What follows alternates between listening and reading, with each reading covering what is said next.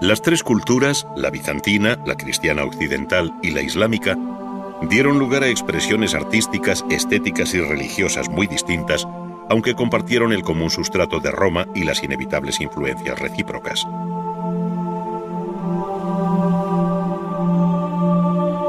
Por una parte, y con fuerza propia, se consolidó el arte bizantino, identificándose en el siglo VI con el gran imperio de Justiniano.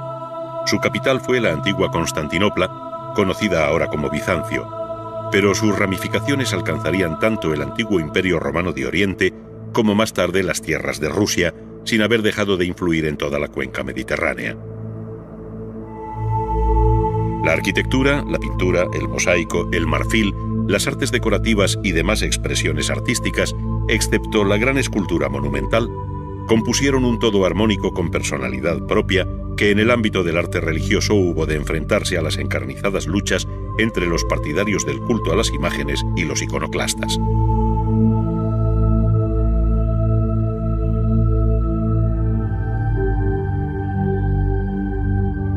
El final del Imperio bizantino se hace coincidir políticamente con la toma de Constantinopla por los turcos en 1453. Cierto, pero el arte le sobrevivirá bajo muchos aspectos. Actuando como una fuerte corriente estética hasta el mismo siglo XX, se amalgamó con otras tendencias artísticas, comenzando por el propio arte islámico, de tal modo que la antigua iglesia de Santa Sofía se convirtió en modelo para las mezquitas del Imperio Otomano, al tiempo que la capital era rebautizada con el nombre de Estambul.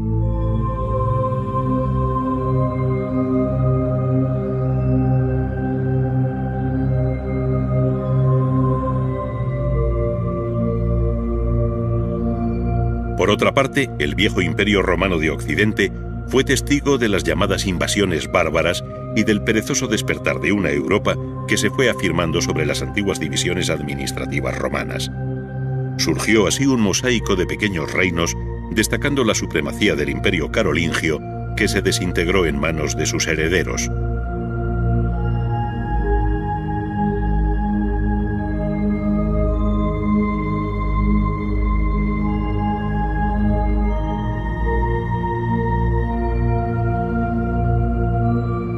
Todo lo que se conoce como arte prerrománico anterior al año 1000 en Occidente no es sino una serie de sumandos con el adjetivo de ostrogodo, visigodo, merovingio, carolingio, otoniano, asturiano, mozárabe, etc. Si bien las artes mayores como la arquitectura o la pintura mural dejaron una serie de muestras que hablan de la recuperación de viejas técnicas constructivas o decorativas,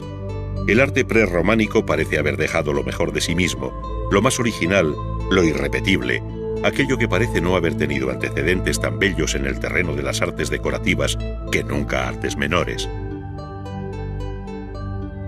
Nos estamos refiriendo a lo que, por ejemplo, supusieron la miniatura y las ilustraciones de los textos sagrados,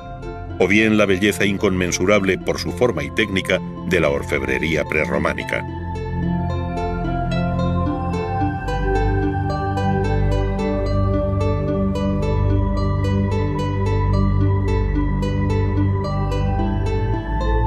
En el primer caso bastaría recorrer la obra hecha por los monjes de Irlanda o Inglaterra,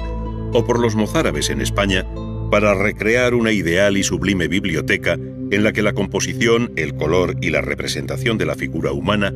rebajarían el grado de barbarismo que tradicionalmente se proyecta sobre este desconocido y largo periodo en la Europa anterior al año 1000, entre los siglos VI y X de nuestra era.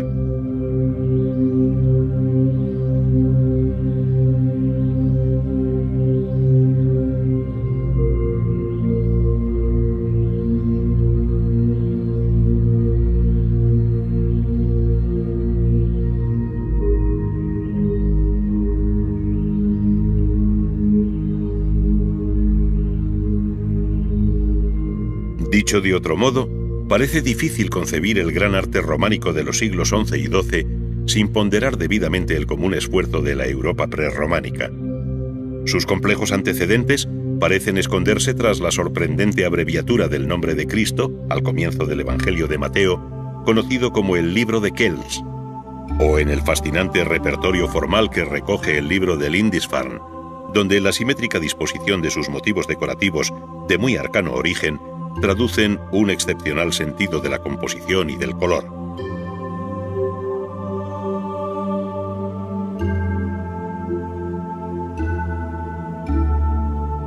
Un tercer y nuevo horizonte, el del Islam, vino a enriquecer la historia universal del arte a partir del siglo VII. Desde su origen en Arabia, la arquitectura islámica se propagó con la misma fuerza que su credo hacia Oriente y Occidente, es decir, desde Arabia hacia Israel y Siria, donde Damasco desempeñó el papel de capital durante el período omeya. Más allá, Jordania, Líbano, Turquía, Irak, con las míticas ciudades de Bagdad, Kufa, Mosul y Samarra. La meseta iraní sirvió de puente hacia las lejanas tierras de Afganistán, Asia Central y el subcontinente indio en periodos más tardíos, donde surgirán obras de excepcional belleza como el conocido Taj Mahal en Agra del período mogol. Su nombre recuerda el de Mumtaz Mahal, la esposa favorita del emperador Shah Jahan, y el mausoleo construido en 1632 y 1654 expresa el equilibrio alcanzado por la arquitectura mogol en el siglo XVII.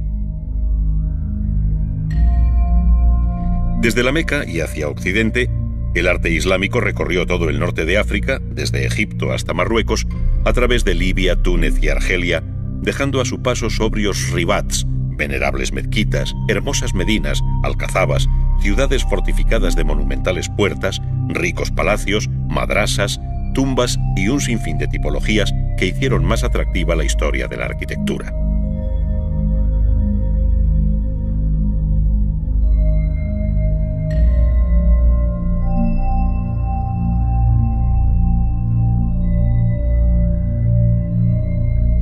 Sin embargo, esta expansión occidental del arte islámico siempre resultaría incompleta si no se menciona la extraordinaria herencia que dejó en España, donde los nombres de Córdoba, Sevilla y Granada tienen un poder evocador que trasciende el mero hecho histórico-artístico. Hay algo de magia, de poesía, en aquellas ciudades donde sus palacios, baños y mezquitas parecen compendiar lo más refinado del espíritu musulmán, inspirando a poetas ayer y hoy, desde Ibn Zamrak hasta Zorrilla. Corriendo por la Vega a las puertas de Granada, hasta 40 gomeles y el capitán que los manda. Al entrar en la ciudad, parando su yegua blanca, le dijo este a una mujer que entre sus brazos lloraba: enjuga el llanto, cristiana, no me atormentes así, que tengo yo, mi sultana, un nuevo Edén para ti. Tengo un palacio en Granada, tengo jardines y flores, tengo una fuente dorada con más de 100 surtidores, y en la Vega del Genil tengo parda fortaleza, que será reina entre mil cuando encierre tu belleza.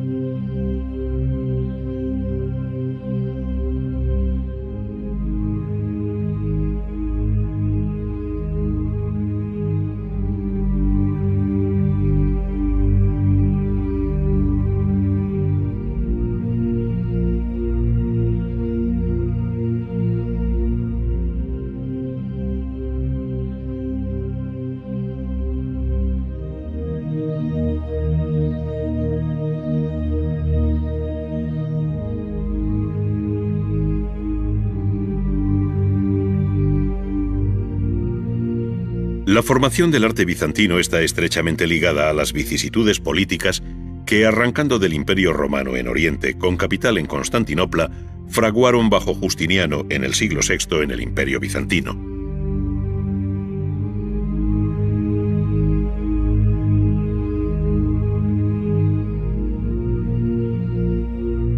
La antigua Constantinopla romana sería ahora capital de Bizancio, y desde allí ejerció su influencia política, religiosa y cultural a lo largo de toda la Edad Media.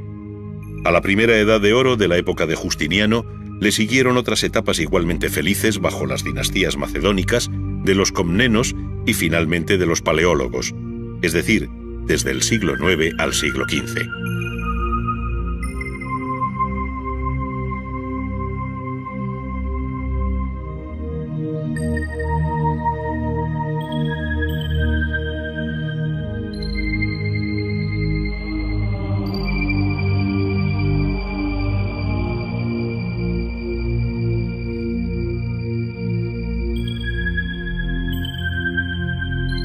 En el terreno artístico, el arte bizantino, partiendo de la experiencia romana y paleocristiana,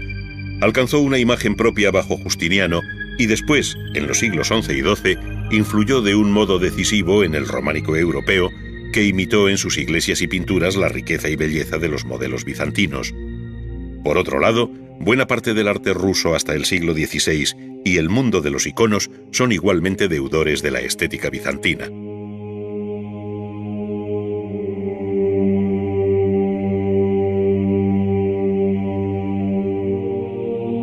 La arquitectura en general, los grandes mosaicos murales, el arte del marfil y los esmaltes son las facetas más conocidas del arte bizantino, pero fueron sin duda las grandes estructuras abovedadas las que han dejado especial memoria en la historia universal del arte.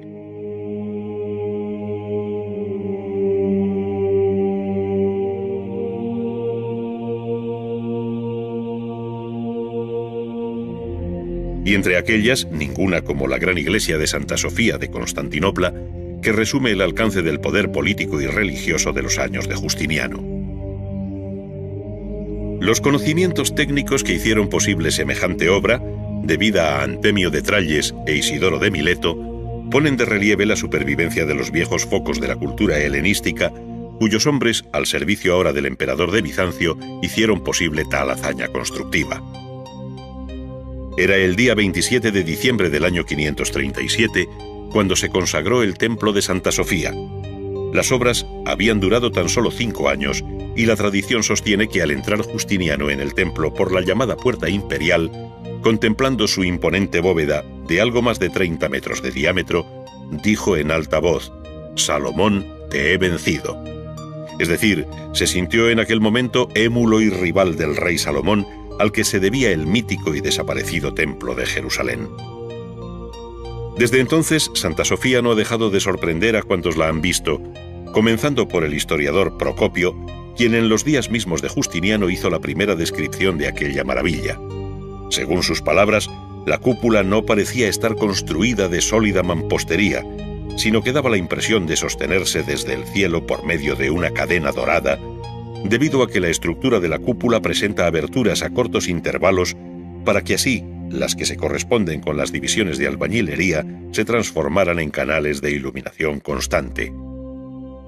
Paradójicamente, aquella iglesia cristiana se convirtió en el modelo de las mezquitas cuando la antigua capital bizantina cayó en manos del Islam y se le dio el nuevo nombre de Estambul.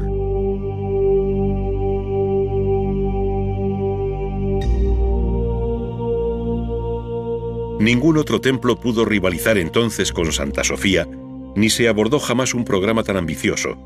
pero quedó para siempre el recuerdo de la cúpula como elemento de cubrición.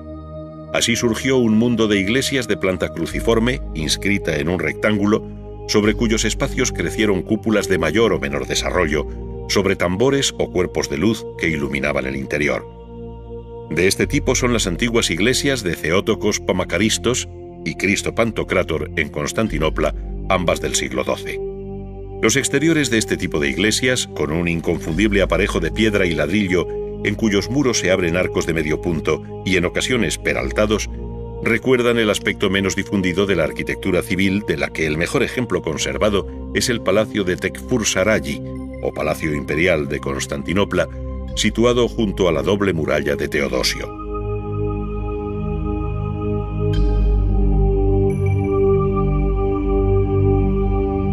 La influencia del arte bizantino se dejó sentir en todo el Mediterráneo, arraigando con especial fuerza en la Grecia clásica por formar parte ahora del imperio.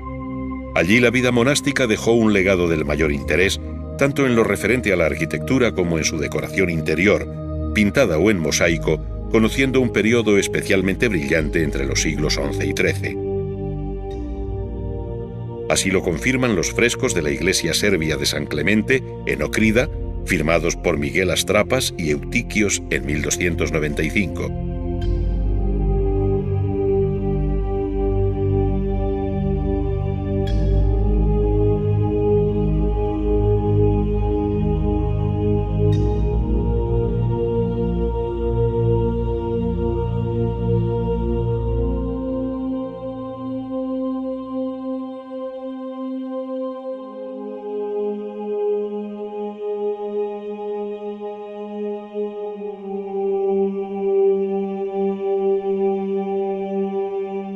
Pero la larga sombra del arte bizantino alcanzó también a Italia,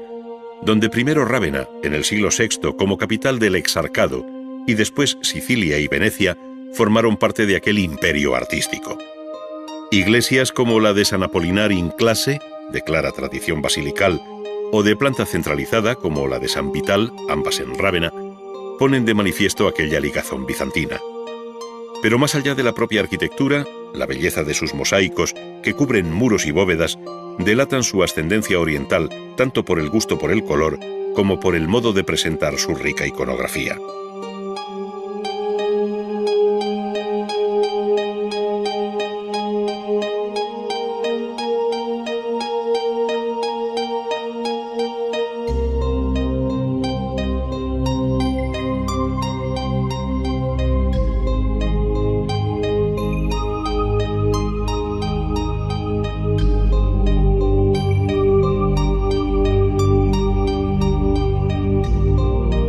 Junto a estos temas religiosos, San Vital ofrece dos joyas del arte de todos los tiempos. Esto es, los dos mosaicos presididos por el emperador Justiniano y su esposa, la emperatriz Teodora, ambos acompañados por su correspondiente séquito.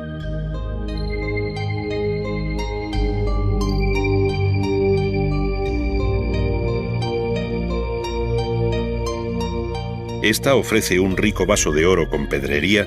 que pone de manifiesto el lujo del ajuar litúrgico, del que no desmerece el tocado y ropas de la emperatriz.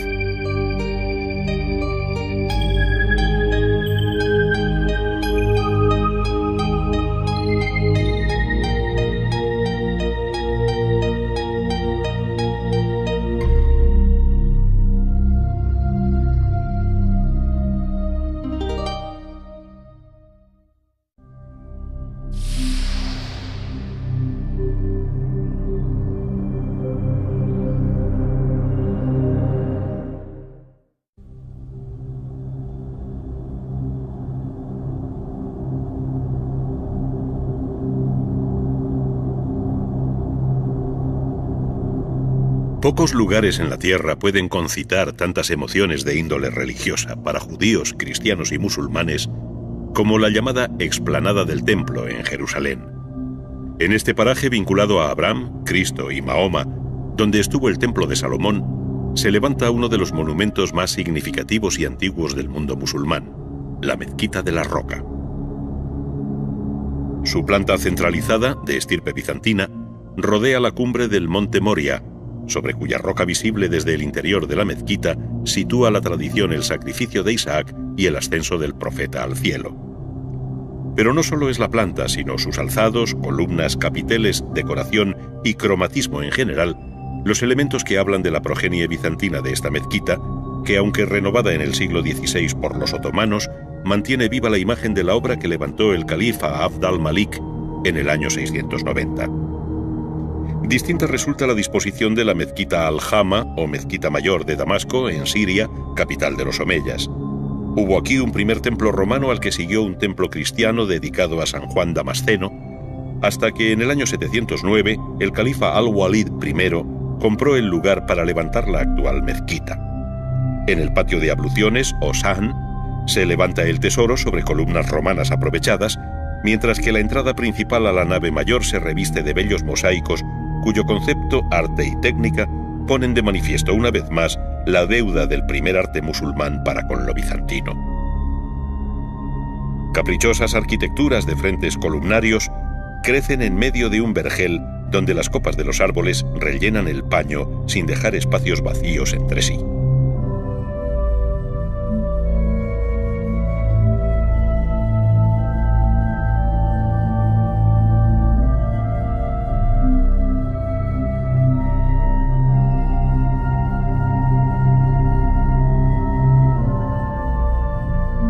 El interior ofrece la disposición de las naves paralelas al muro de la Qibla, con el mihrab a la derecha elevando el techo de la sala de oración sobre columnas, capiteles y arquerías superpuestas, remedando la solución de un acueducto.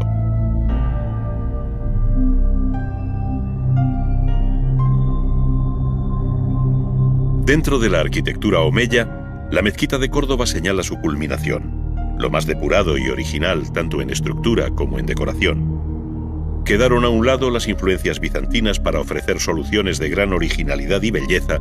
que se repitieron a lo largo de las sucesivas ampliaciones desde que Abd al-Rahman I levantó la primera mezquita en el año 786 y fue agrandada por Abd al-Rahman II en el siglo IX y por Al-Hakam II y Almanzor en el siglo X. De su interior siempre ha sorprendido la belleza de sus arquerías superpuestas, lanzando en el aire por vez primera en la historia de la arquitectura los arcos de entivo con perfil de herradura que atan los pilares sobre las columnas. Con esta solución se forman las naves perpendiculares a la Qibla, donde el mihrab está antecedido por la maksura, o espacio reservado al califa de Córdoba, lugar de distinción y respeto que la propia arquitectura proclama a los cuatro vientos por la rica solución de arcos polilobulados y entrecruzados. El reforzamiento de esta estructura se justifica por las bóvedas nervadas que cubren la maksura, entre las que destaca la correspondiente al tramo inmediato al mihrab con su estrella de 8 puntas. Mosaicos bizantinos y mármoles cordobeses enriquecen la embocadura del mihrab, que tiene por zócalo 2 placas de mármol, finamente trabajadas con motivos vegetales a base de tallos y hojas de múltiples foliolos.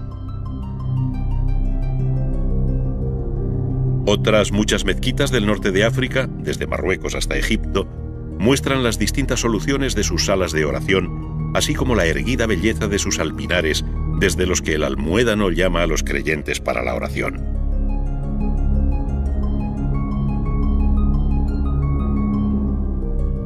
Dentro de la amplia familia de los alminares o minaretes, será siempre una referencia obligada por su belleza el de la desaparecida mezquita almohade de Sevilla, cuya torre de ladrillo es universalmente conocida como la Giralda.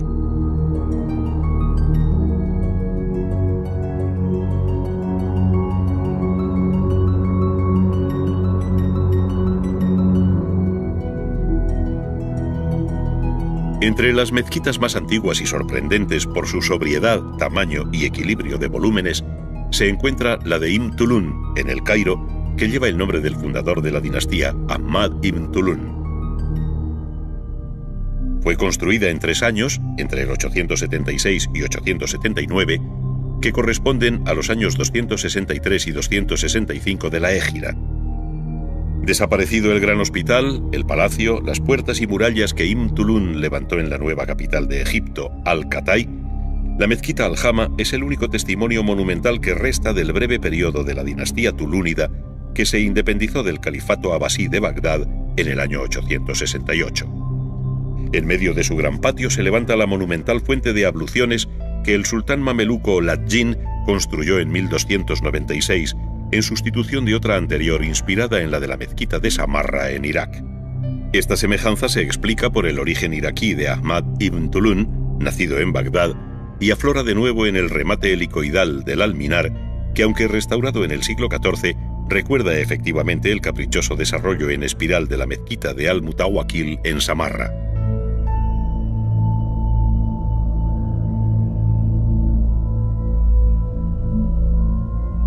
De las mezquitas iraquíes procede igualmente la organización general de la mezquita, que hace arrancar los arcos de sus naves de pilares con columnillas en los ángulos, tanto en los pórticos o riwaks, que rodean el patio por 3 de sus lados, como en la sala de oración que cuenta con un mihrab.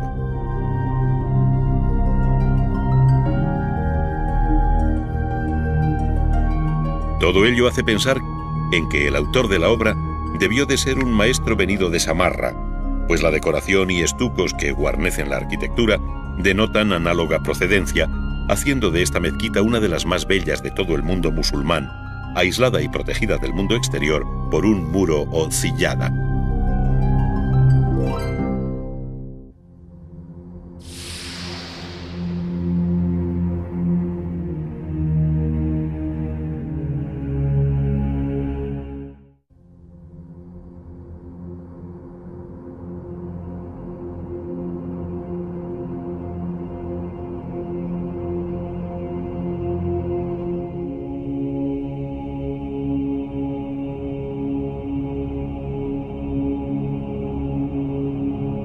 Se conoce como arte prerrománico a todo el complejo proceso artístico que precede al año 1000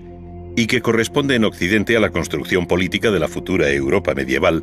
donde el Sacro Imperio Romano Germánico, con Carlomagno a la cabeza y sede en Aquisgrán, donde se encuentra la célebre Capilla Palatina, jugó un papel fundamental.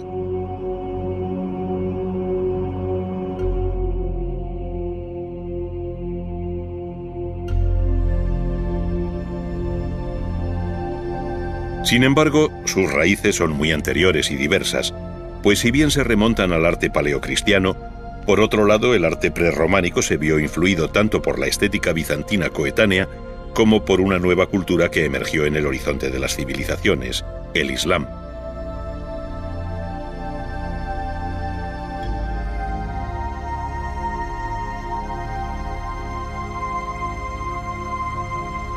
Añádase a esto el diferente origen de los pueblos que configuran el mapa político de Europa y se tendrá una idea aproximada de lo heterogéneo del período que discurre entre los siglos VI y X y que por otra parte anuncia el inmediato arte románico.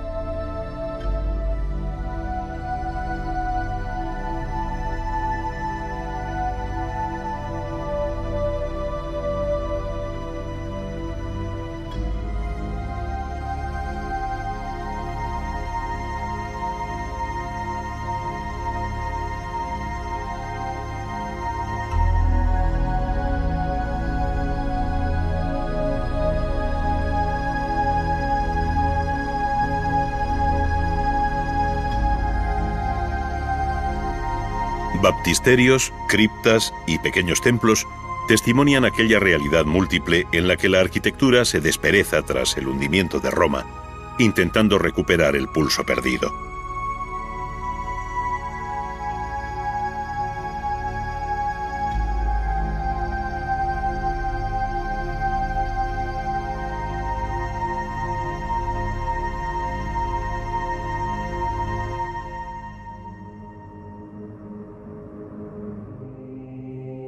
La serie de iglesias visigodas españolas, construidas en el siglo VII principalmente, ofrecen un primer y completo muestrario de soluciones constructivas y decorativas diferentes que hacen visible aquel signo de recuperación.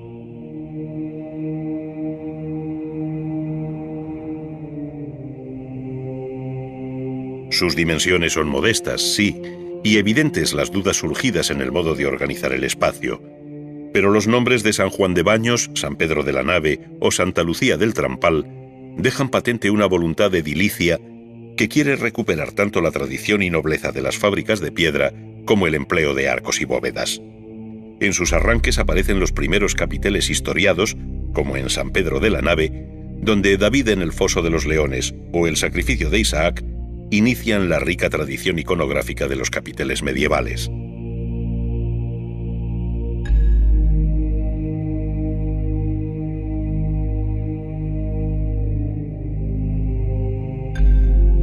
Estos templos, hoy desnudos, contaron en otro tiempo con un rico ajuar litúrgico y pequeños tesoros procedentes de generosos donativos, como la corona votiva de Recesvinto hallada en Guarrazar, que da idea del nivel alcanzado por los visigodos en el ámbito de las artes suntuarias.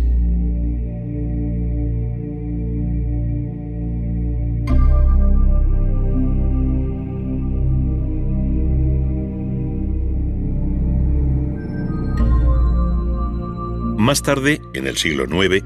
la arquitectura asturiana heredó algunos de los rasgos de la visigoda, pero dando un paso hacia el futuro, pues anuncia abiertamente soluciones propias de la arquitectura románica, como son los contrafuertes exteriores y el empleo de bóvedas de cañón.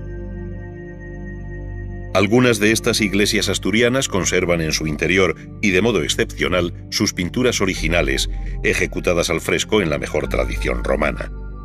Es el caso de San Julián de los Prados, que recuerda motivos de clara estirpe pompeyana, distribuyendo sus temas por muros y bóvedas hasta completar un auténtico concierto de color. En él se incluyen imágenes arquitectónicas que se han relacionado con las 7 iglesias de las que habla el Apocalipsis. En otros casos, y perdida la decoración pintada, como en el antiguo palacio de Ramiro I y después iglesia bajo el nombre de Santa María del Naranco, se mantienen los relieves de medallones y capiteles que hacen pensar en unos interiores de gran refinamiento a los que falta el mobiliario y cortinaje que en otro tiempo llevaron.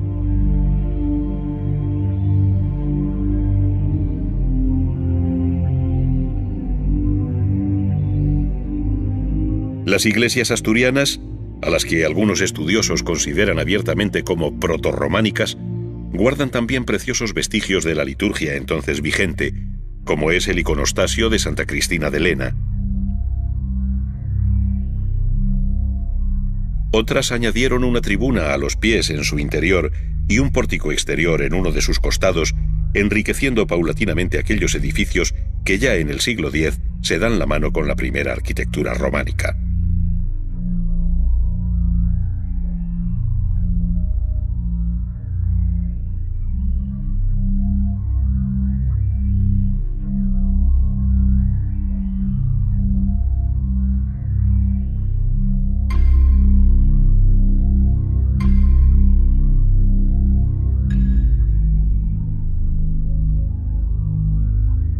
Arquitectura y orfebrería son probablemente las dos facetas más expresivas de todo el arte prerrománico,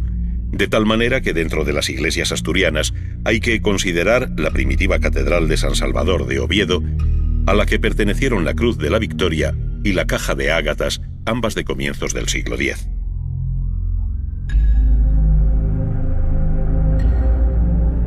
En esta última centuria,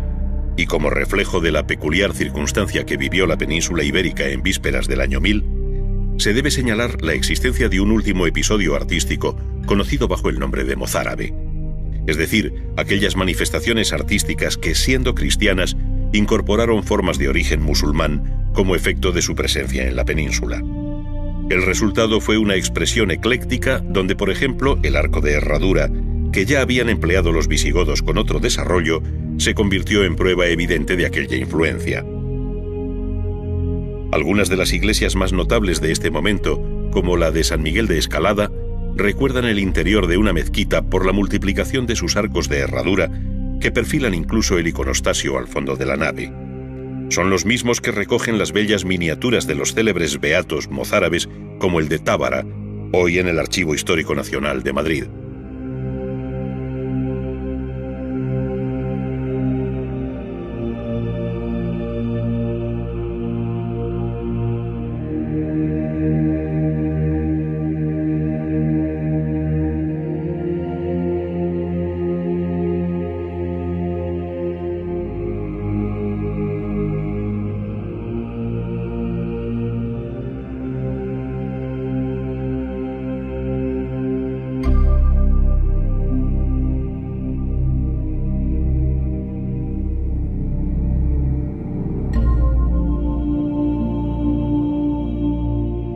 La localización geográfica de los testimonios más notables del arte prerrománico obedece a un reparto muy disperso, desde el pequeño templete lombardo de Santa María in Valle, en Cividale, del siglo VIII, hasta el monumental pórtico del monasterio de Lorch, en tierras germánicas, obra de hacia el año 800. Sería precisamente el mundo de las abadías benedictinas, como San Gall, Fulda o Corbeil, con su impresionante fachada, el que mejor preludia el gran arte románico de los siglos XI y XII.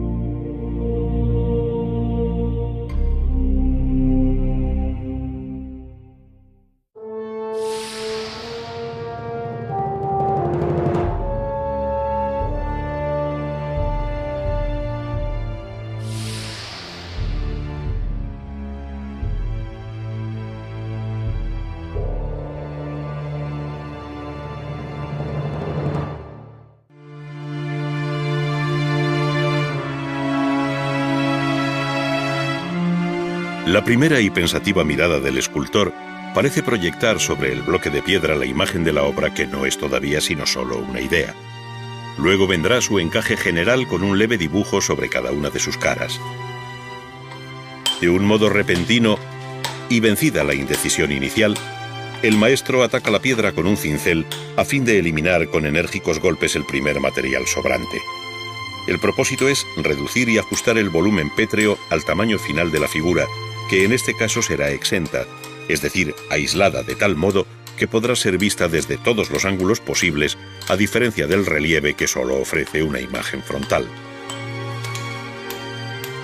La talla directa ha sido siempre el procedimiento escultórico más comprometido por la dificultad de trasladar al bloque de piedra de un modo directo la idea que el artista tiene de la obra final. Para su ejecución se valdrá del lápiz continuamente marcando en los nuevos planos las líneas de referencia que les servirán de guía. De este modo, entre intuición, oficio y dibujo, surge por eliminación del material la escultura que más tarde trabajará con mayor delicadeza.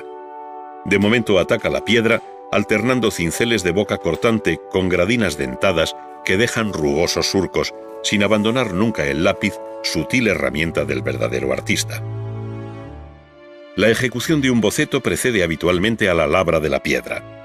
Allí, en ese terreno común del bosquejo que comparte con otros artistas, se va definiendo sobre el papel la figura de un apóstol o profeta, a juzgar por su carácter e indumentaria. Los matices de las luces y sombras van añadiendo paulatinamente relieve a un dibujo que en realidad solo tiene 2 dimensiones ahora, pero que después se traducirá en una obra tridimensional. Otro tanto sucede con el estudio en detalle de una de las manos, así como con la cabeza, descubriéndose aquí al escultor dibujante que habitualmente se desconoce como tal maestro del dibujo.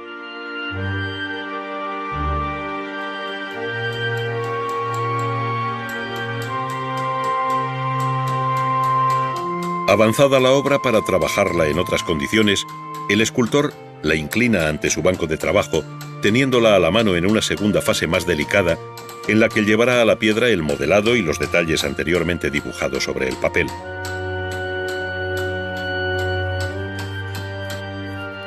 Primero decide avanzar la cabeza, señalando con el lápiz en el plano del futuro rostro sus ejes principales. Lápiz y cincel se alternan golpeando este con una maza. El golpe debe ser firme, seco, pero muy medido para no rebajar más de lo necesario, pues un error a estas alturas del trabajo resultaría fatal. Se puede eliminar material del bloque de piedra, sí, pero no añadir. Por lo tanto, se debe trabajar por capas sucesivas, rebajando y controlando este o aquel detalle en relación con el todo. La zona de la nariz, la boca, las cuencas de los ojos, en fin, todos los pormenores y accidentes por los que se abre paso el cortante instrumento del escultor. Definidos en sucesivas etapas el plano frontal, el posterior y los laterales, cabe girar en torno a la obra para contemplar su condición de escultura exenta.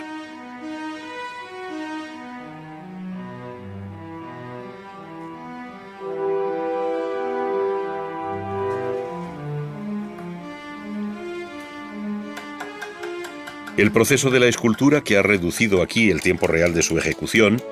nos ha privado de observar algunos detalles que ahora cabe contemplar en un primer plano.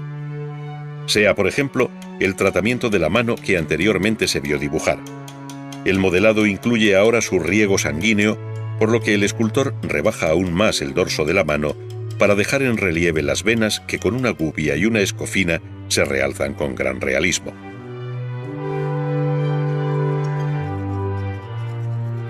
Igualmente interesa conocer cómo se resuelve la dificultad de aquellas partes que se despegan del cuerpo, como el brazo, es decir, aquellas que dejan un hueco interior, un verdadero agujero en el bloque de piedra.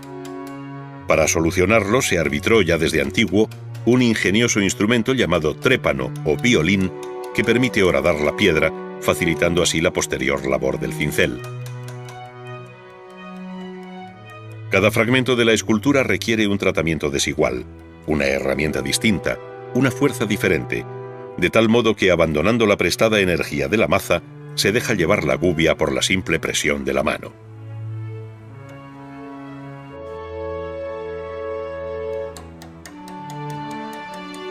Pero cuando el caso lo requiere, como es el tratamiento de los pliegues, cabellos y barbas, donde hay que abrir profundos tajos para crear zonas de sombras que contrasten con la luz de la superficie, se vuelve al cincel o al trépano, consiguiendo así los efectos deseados.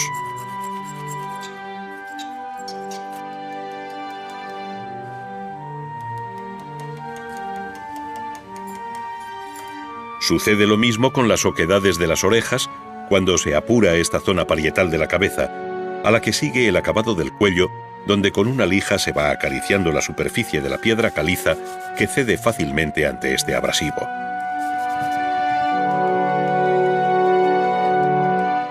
Finalmente llegan los últimos retoques de los ojos, perfilando la córnea y el iris, que serán decisivos en la expresión final de la obra.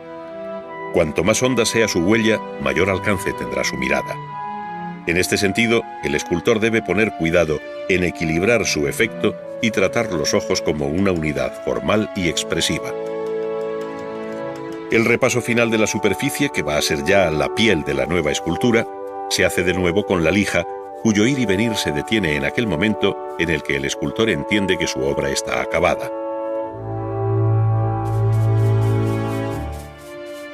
Una vuelta rodeando la escultura deja ver los distintos grados de acabado,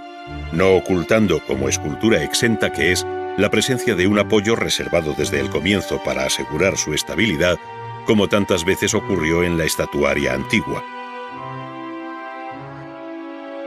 El modelado en barro es una de las técnicas más antiguas de la historia de la escultura, con muchas variantes y posibilidades. En esta ocasión, presenciaremos el modelado en arcilla de una cabeza, para lo cual precisamos de un elemento que actúe de soporte y que se conoce comúnmente como armadura. Esta quedará completamente recubierta con varias capas de arcilla sobre las que finalmente irá trabajando el escultor. A diferencia de la talla directa sobre piedra, aquí siempre cabe añadir un fragmento de arcilla o corregir si algo no salió del agrado del artista. Con los dedos, con espátulas de madera y con elementales instrumentos de alambre que muchas veces prepara el propio escultor, se va modelando y robando material a la dúctil arcilla que en breve tiempo dejará ver los rasgos más característicos de la cabeza. Como nos proponemos vaciar o sacar un molde de esta obra, fijamos en la arcilla húmeda unas piezas de latón que sirvan para separar luego sus dos mitades, lo que se llama un molde bivalvo.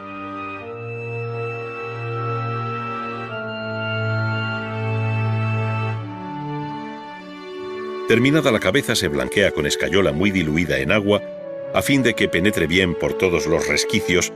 añadiéndosele luego varias capas de escayola o yeso que se refuerzan incluso con tiras de cáñamo o similar para dar más consistencia al molde.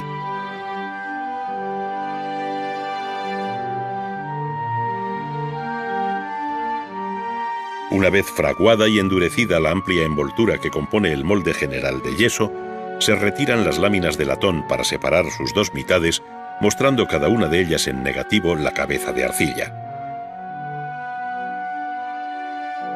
Esta se ha deformado al extraerla del negativo y se desecha, pero deja impreso con todo detalle el rostro para utilizarlo como nuevo molde del que se podrán obtener tantas reproducciones como se quiera. De nuevo se repite la operación, pero ahora a la inversa, pues son los nuevos moldes los que contienen el yeso líquido que, una vez fraguado, positivará la ya desaparecida cabeza de arcilla. Una ligera capa de color avisa a quien tiene como misión la rotura del molde para sacar la cabeza que ya está cerca la reproducción,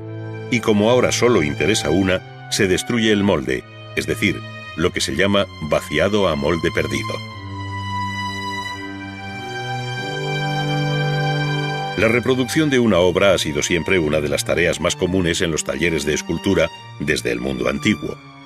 Por ejemplo, gracias a las copias romanas en piedra, se conoce gran parte de los originales griegos en bronce perdidos. La reproducción de obras conocidas o famosas, como la de esta cabeza llamada de Séneca, cuyo bronce se custodia en el Museo Nacional de Nápoles y que a su vez parece ser réplica de un original del siglo II a.C., va a ser objeto de una reproducción por el llamado sistema de puntos. Este procedimiento, empleado en la antigüedad y muy común desde el Renacimiento, se actualiza aquí con dos jaulas de las mismas medidas. Se trata de una operación mecánica en la que se toman las coordenadas del modelo, tanto horizontal como verticalmente, acotando los elementos de mayor relieve. El escultor mide la distancia que hay entre una medida fija y común en ambas jaulas y determinadas cotas del relieve del modelo para transportarlas y señalarlas con un punto en el bloque de piedra. Después procederá a desbastar el bloque pétreo reservando las partes más salientes y profundizando según vaya adelantando su trabajo. Este se beneficiará también con la llamada máquina de sacar puntos, esto es, una cruceta con brazos articulados que le permitirá con mayor exactitud y rapidez la toma y transporte de puntos desde el modelo a la reproducción en curso.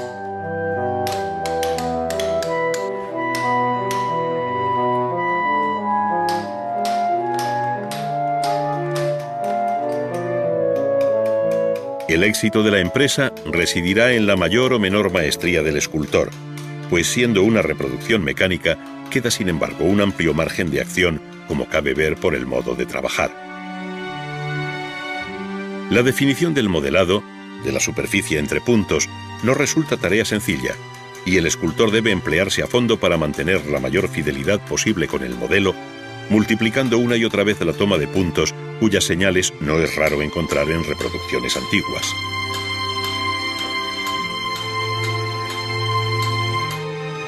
No obstante, la misma historia nos enseña que conocemos un original a partir de copias y reproducciones muy distintas entre sí, lo que habla de las diferencias producidas a lo largo de este complejo proceso, en el que la noción de original, copia, réplica y reproducción tiene muy distinto significado y valor, enriqueciendo más, si cabe, el horizonte de la producción artística.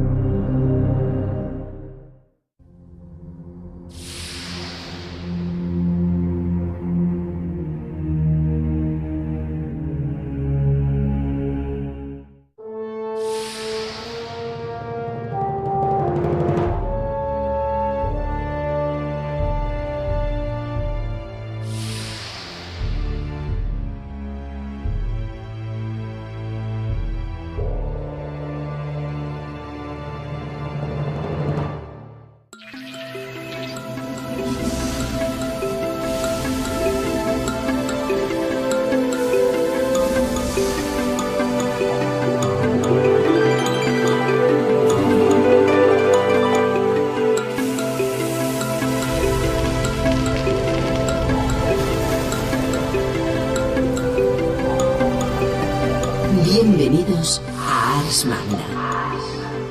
un viaje por la historia del arte en 10 capítulos.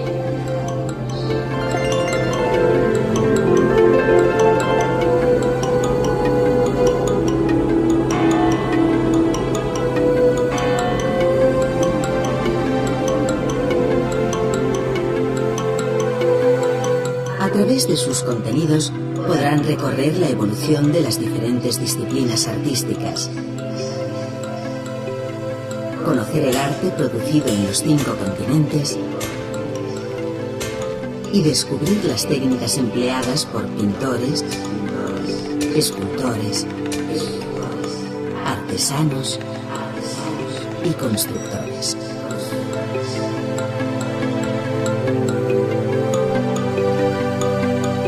Disponen de 2 opciones de navegación: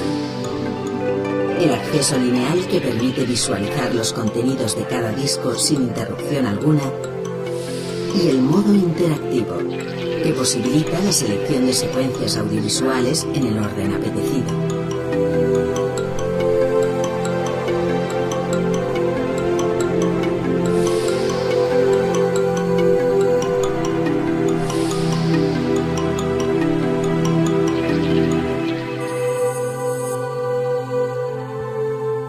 Su mando a distancia les permitirá recorrer y seleccionar las opciones dispuestas en los distintos menús.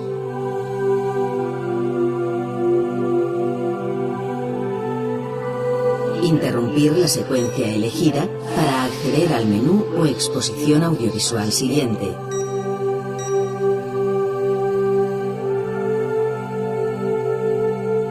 Cambiar el idioma de consulta sin interrumpir la secuencia en curso. Change the language sense interrompre la seqüència en curs. Y manejar su lector DVD como cualquier aparato de vídeo doméstico.